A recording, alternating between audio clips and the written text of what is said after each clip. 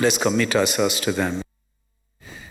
All right, let's wait for the courts. Yvonne, all eyes now on those 7 judges. Yeah, with the president of the Court of Appeal now presiding over this 7-judge bench.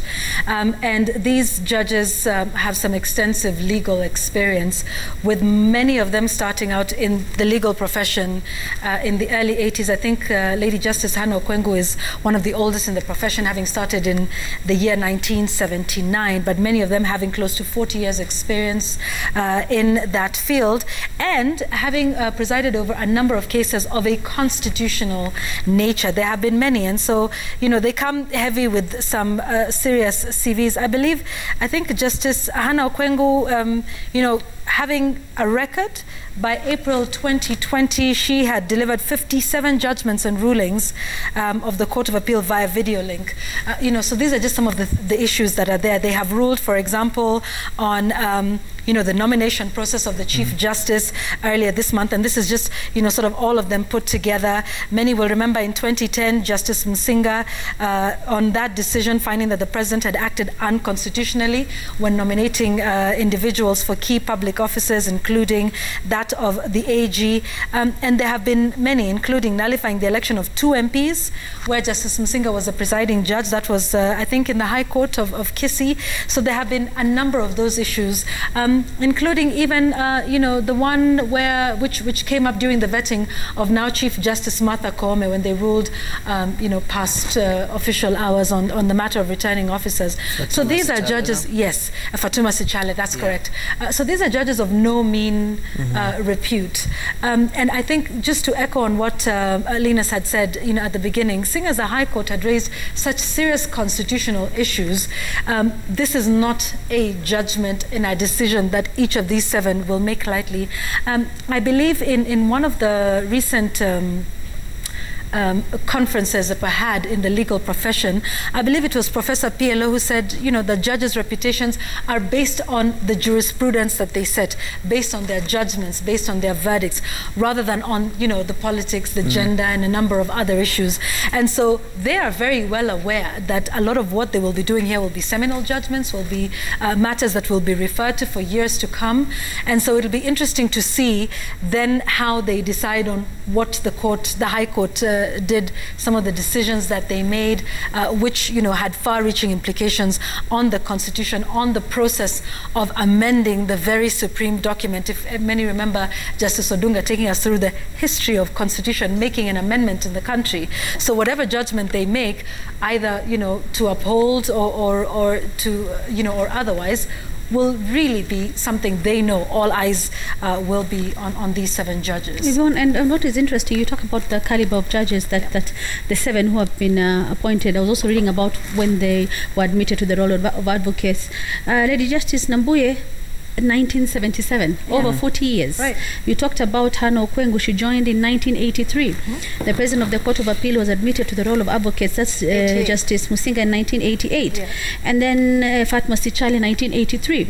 And most of them were appointed to the Court of Appeal between the year 2011 to date. And of course, the latest entrant out of the 7 is Francis Tuyot, who was among the 36 judges who were appointed by the President. Of course, the 7 34. The 6 were rejected, were 34, and the 7 were appointed to the Court of Appeal. Francis Tuyot, out of the ones who were recently appointed, he was the only one who made it to this list. An interesting development, isn't it? Many people were wondering whether they would how many of those would end up there. Exactly, and we talk about the caliber of judges. When you look at the cases they've handled, Yvonne, you've mentioned some of them, and I was looking at their profile, and it's long and very impressive.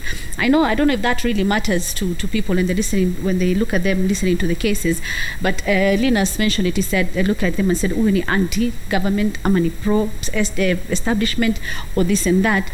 So I think for them, all eyes will be on them in terms of how they look at all these points that were raised by the 5-judge bench in the High Court. I think there were 18 of them, which declared the whole BBI process as unconstitutional, censured the President about Article 257 of the Constitution, about the whole process from the beginning, giving even the history of constitutional making in this country, going back all the way to Bomas and almost sort of comparing it really to the BBI process in terms of trying to change the constitution. So I think this is a huge load, I think, on their shoulders of these 7 in terms of the importance of the BBI, and all eyes will be on them and how their ruling will decide a lot in this country in the next 1 year in terms of what even the IEBC was talking about, the constituencies, the referendum, whether they'll be ready for the elections itself, let alone even the referendum and the boundaries that may happen depending on how these cases go. And of course, Yvonne, you said whichever way it goes, someone will go to the Supreme Court. Yeah. Right. Although I think I was just thinking aloud, I was thinking maybe the pro-BBI team should maybe cut their losses to some extent if this case doesn't go their way, just to save time and see, okay, what it would be a humiliating defeat politically. There's nobody who's going to leave this at the Court of Appeal. I think everybody is going to push it.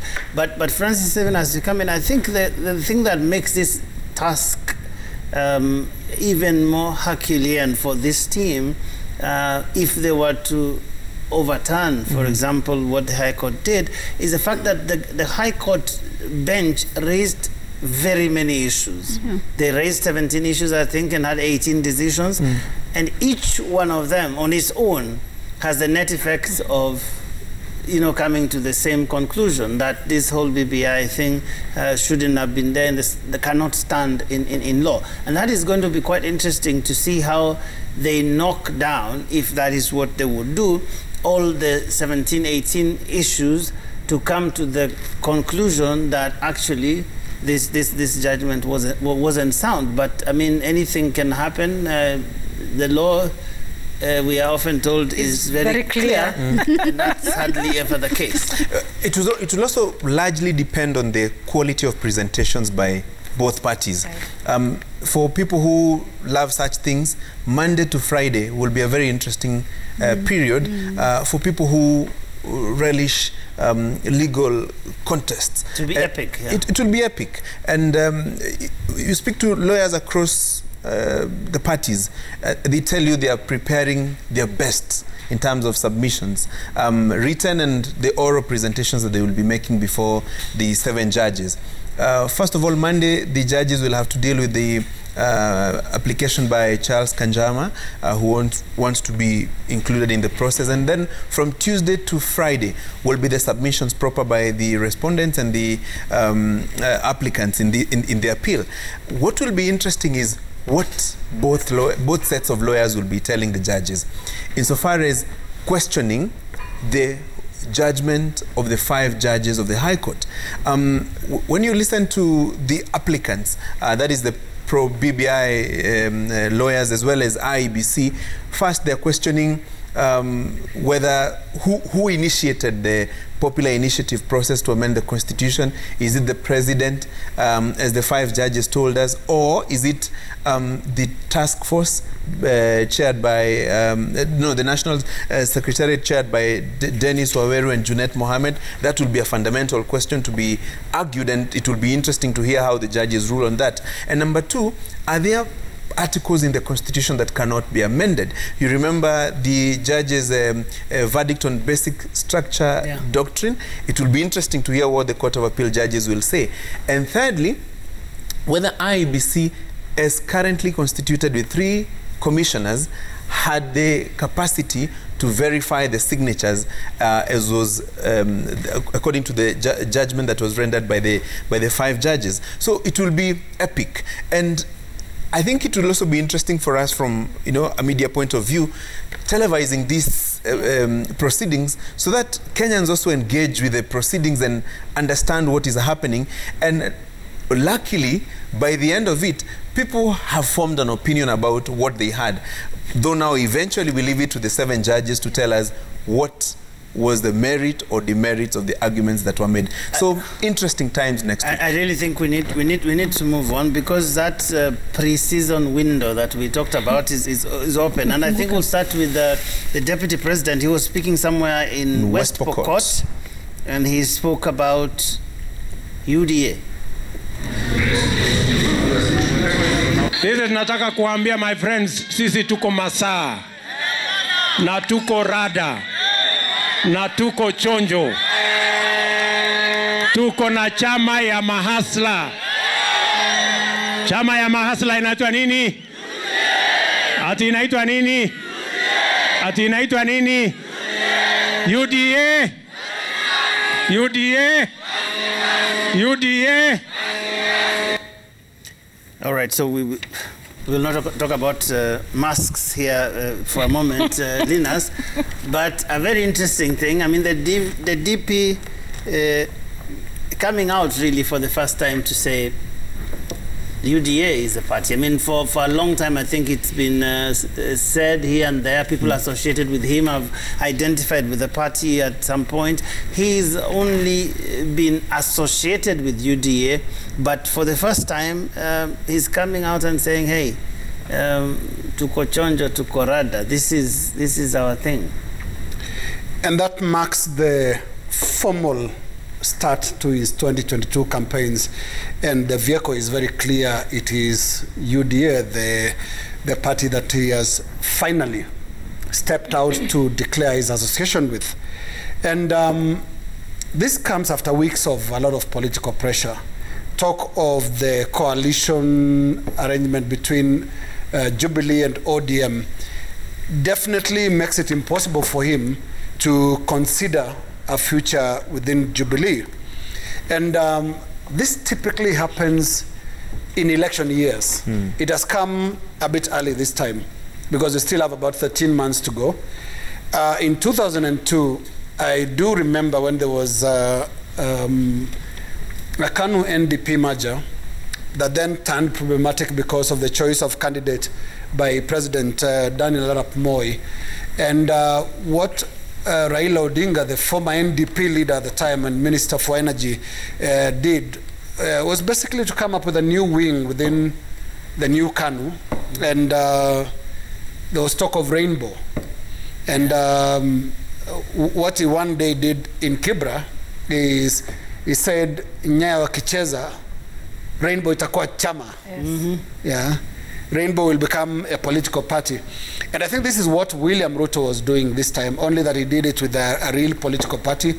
And look at the choice of where he was. He had to go to a place where he's comfortable with the crowds. He's assured of about 100% support around at least the crowd that will be in front of him. And he made the announcement that he's going to, his party is UDA. This presents a number of challenges indeed.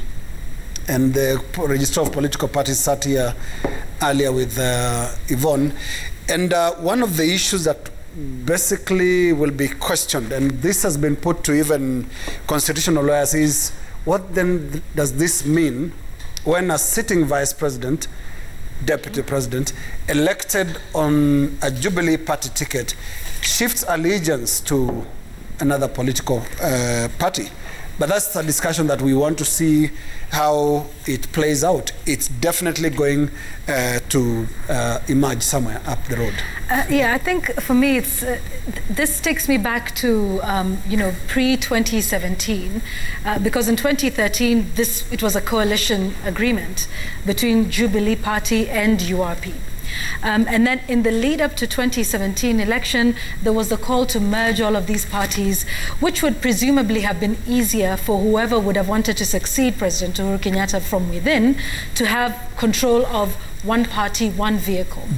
But then the issue of UDA is something interesting, and it brings to the fore the issue of these pre- and post-election pacts between parties, because the animal, the political creature animal that is UDA has some very interesting origins. It was initially the PDR party, which was owned or run by the now Secretary General of the Jubilee Party, that's Raphael Tuju, if I'm not wrong. Before then, when it was POA. Yeah, it was POA. Party of Action. Exactly. So take a look at this. So POA, then PDR, then UDA, and then gets into that coalition agreement, and then suddenly those in Jubilee start to realize something is not quite right. In fact, according to the Jubilee Secretary General, that pre-coalition pact was never really completed, and to the end. And so in April this year, you see a letter from Jubilee to the Registrar of Political Parties talking about improper and untenable to complete the formulation of the coalition due to what they called prevailing political and legal hurdles, and also saying that PDR had metamorphosized into a completely different creature. And that is now the UDA that has been taken up by the Deputy President and is using that vehicle.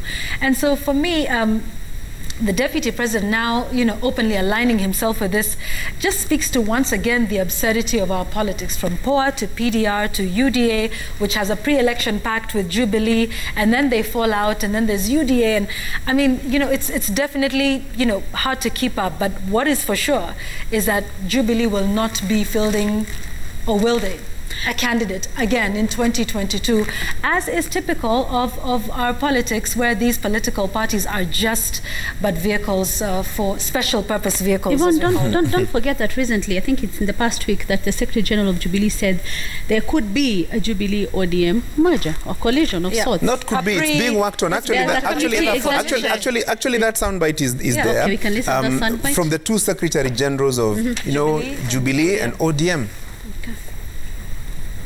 Something going on between Jubilee and ODM, courtesy of the party leader of ODM and the party leader of Jubilee Party since 2018, after the handshake. What we are now doing is to be able to formalize the relationship between ODM and Jubilee in a more formal way, so that then we can work together. We now have the tacit go-ahead by our principals to now engage formally as officials of both parties and as organs of the two parties.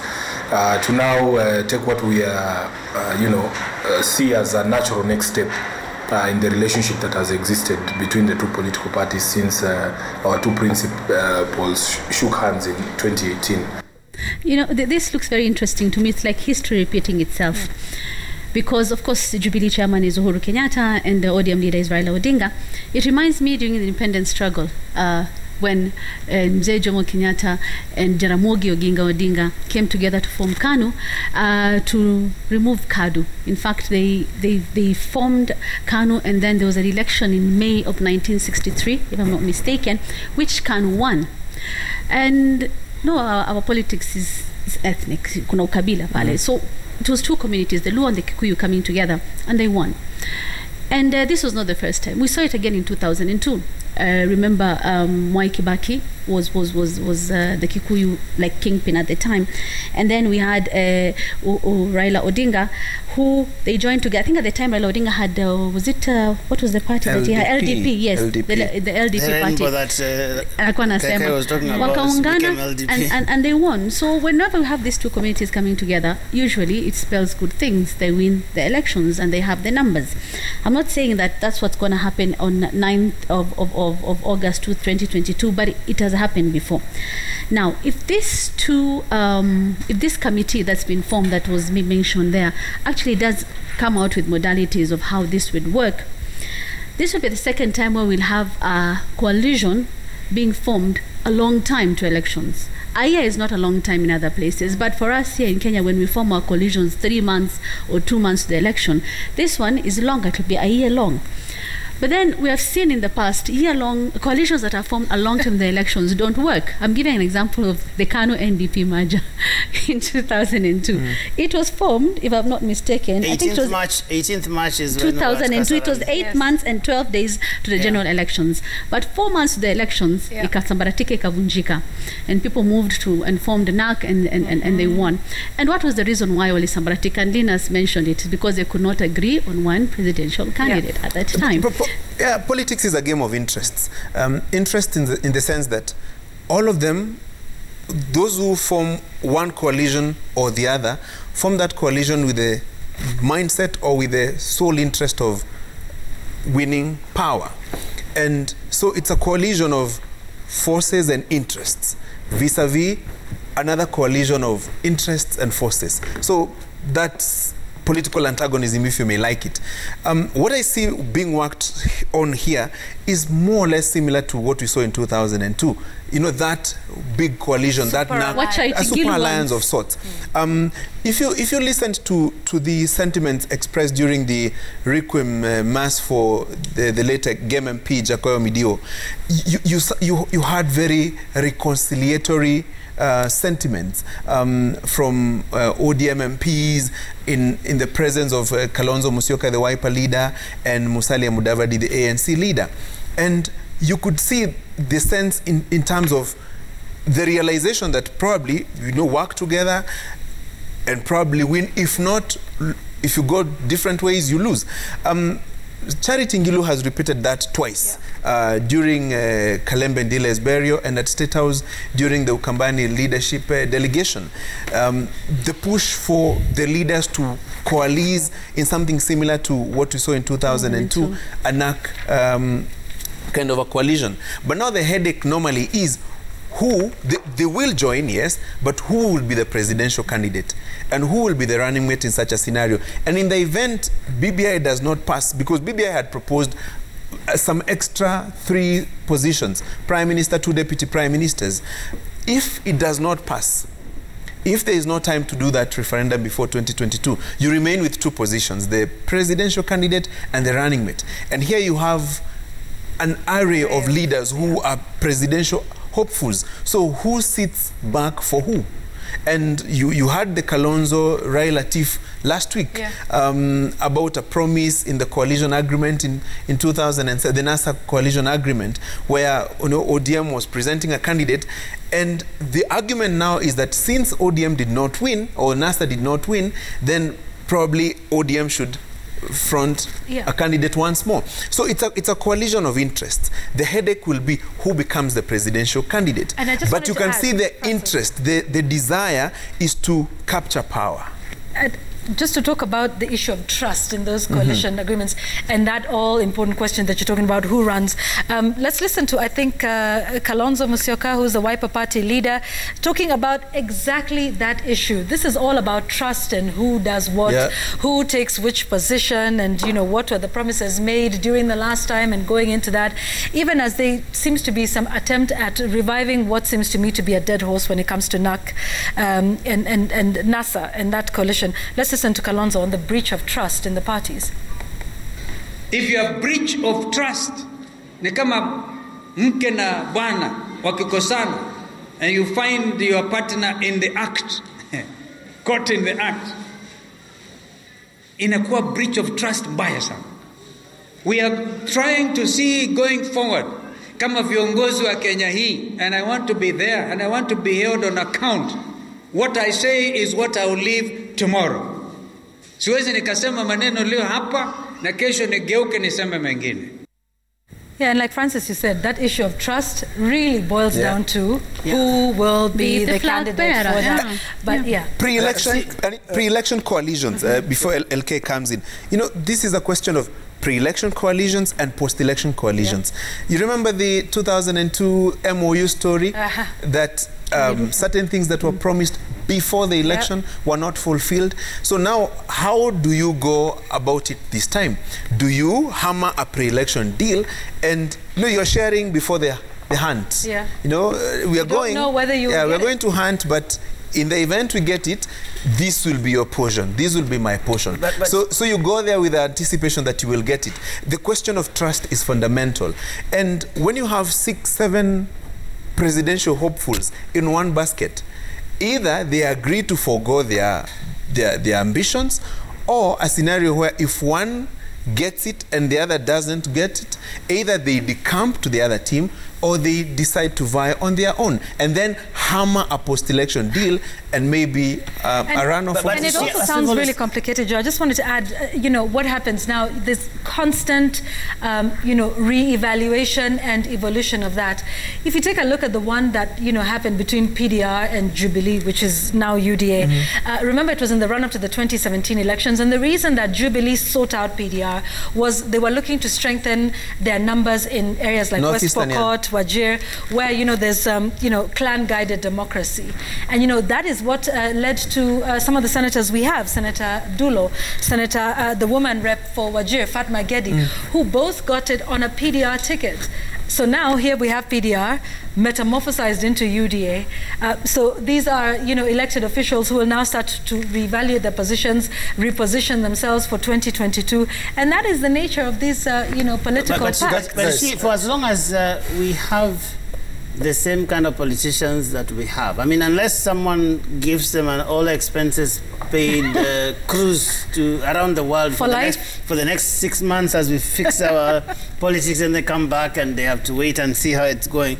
Because our politics has always been based, in fact, our politics is founded on betrayal, as I've always said, and claims of betrayal. If you talk about when we ascended our accession to independence, when you talk about, for example, even the KANU and NDP merger that we talked about, if you talk about 2002 and the MOUs, if you talk about the CORD, NASA, talk about Jubilee right now, there is always something that goes wrong somewhere, and it always rests on either perceptions of betrayal or actual betrayal, and that is where it is. So as long as we are not addressing the question of the foundation, that seems to be what drives our politics, that unless people are deceitful and betray others, then we are not doing politics. That's, I think, where we are, Linus. Yes, indeed, Joe, and I think we need to cut the chase. Our politics doesn't revolve around parties. Our politics doesn't revolve around institutions.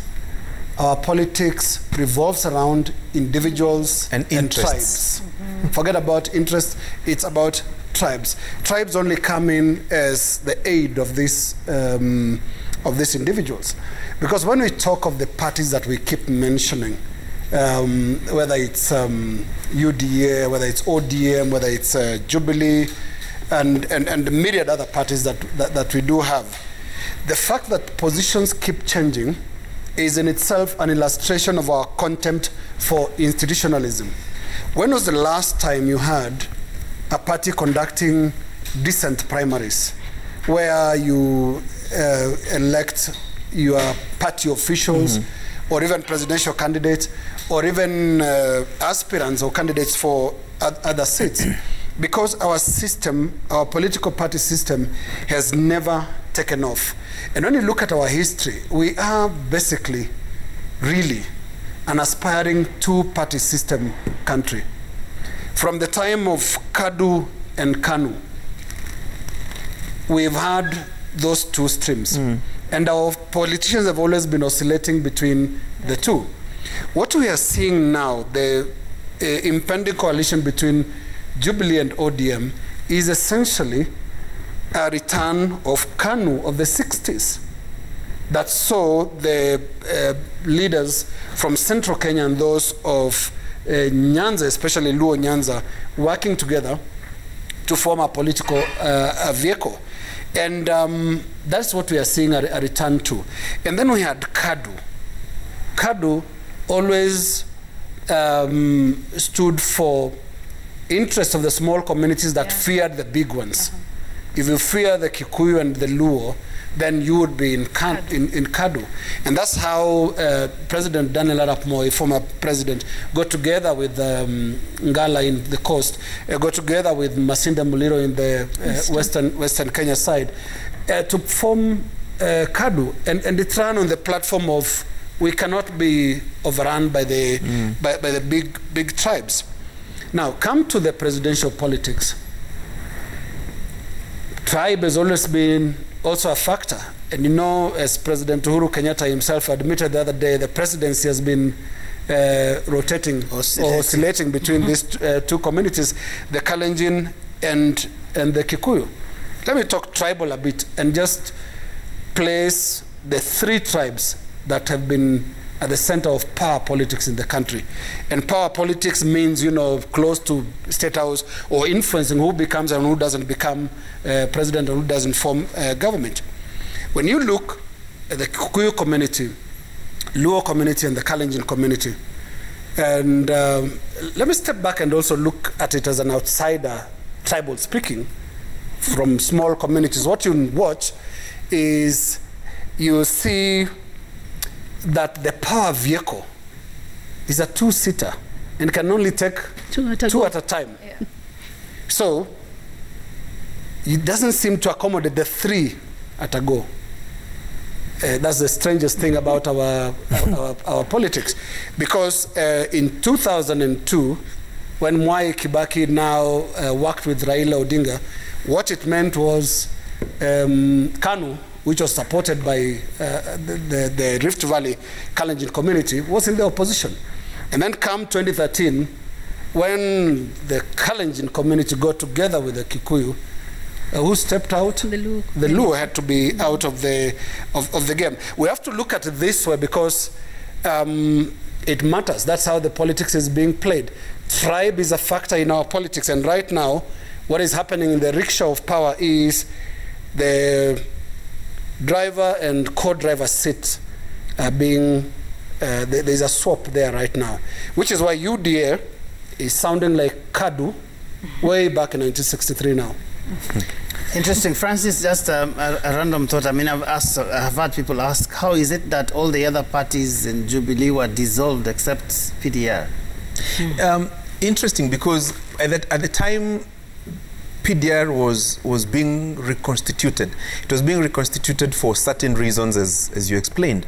It was to take care of certain interests up north. Yeah. And if the nominations for Jubilee and ODM NASA team were as they were, there was then seen a need to look for a party that wasn't necessarily in the two main... Could it be possible that it was being kept for a rainy day? Yeah. Maybe it was also being kept for a rainy day. Anything is possible. Such as now. But, I mean, this is politics, and as we keep saying, in town. And very many things are likely to happen. You've seen the transfer season is on.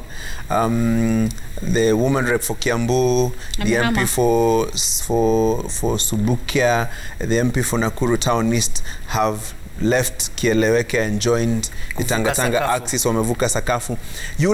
The other day you saw Keto Arogoro shifting from Tanga to Kieleweke. So it's that political transfer season is on. But what is interesting is the import of it. For example, like for the woman rep of Kiambu, you'd see it's more, it gives the Tanga wing of politics the perception. It's more of a perception issue than anything else. That, hey, guys are decamping from this side to this side. And you saw the celebrations, as it were, online and elsewhere, that Jubilee guys are decamping. There's a mass exodus. You will also see similar celebrations when, if there will be MPs from the other side who, go back to the Jubilee main team as it were. So the political season, the transfer season is on, and so many things are likely to happen. Don't be surprised if you see guys move across, because they're looking at where their interests are best served, especially mashinani, when you're looking for positions. All right, I think Jamila usually says what? Take it home and the shuri starts today. Oh, very rare. Very rare. Let me take it with both hands.